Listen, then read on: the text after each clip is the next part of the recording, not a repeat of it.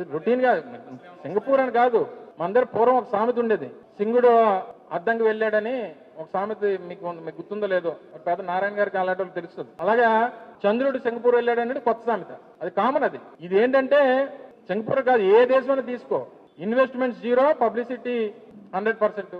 వాళ్ళు వెళ్ళేది కూడా నాకు అర్థం కాదు ఏంటంటే, సహజంగా నేను మినిస్టర్గా ఉన్నప్పుడు ఐటీ ఇండస్ట్రీస్, I&I ఇవన్నీ నా పోర్ట్ఫోలియోలో ఉండేవి. నేను ఎక్కడికైనా వెళ్ళినప్పుడు సహజంగా నేను ముఖ్యమంత్రి గారితో వెళ్తే ముఖ్యమంత్రి గారు కొన్ని సమావేశాలు, మేము కొన్ని సమావేశాలు చేసేవాళ్ళం. మొన్న వీరితో పాటు ఇండస్ట్రీస్ మినిస్టర్ కూడా వెళ్ళాడు, ముఖ్యమంత్రి గారు కొడుకు ఇండస్ట్రీస్ మినిస్టర్.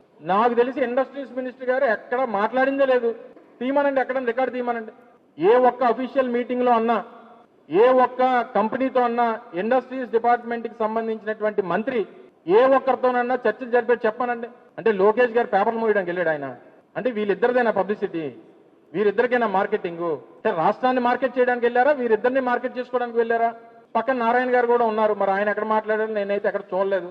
కానీ ఇండస్ట్రీస్ మంత్రి పేరుకి డెలిగేషన్ లో ఉంటారు, మున్సిపల్ అడ్మినిస్ట్రేషన్ శాఖ మంత్రి డెలిగేషన్ లో ఉంటారు, కానీ అఫీషియల్ మీటింగ్స్ లో ఎక్కడ కూడా వారు పార్టిసిపేట్ చేయడానికి వారికి అవకాశం ఉండదు. అంటే ఇదంతా కూడా ఏకఛత్రాధిపత్యం అంటారు కదా, అంటే సకల శాఖలన్నీ కూడా లోకేష్ గారే హ్యాండిల్ చేస్తున్నారు.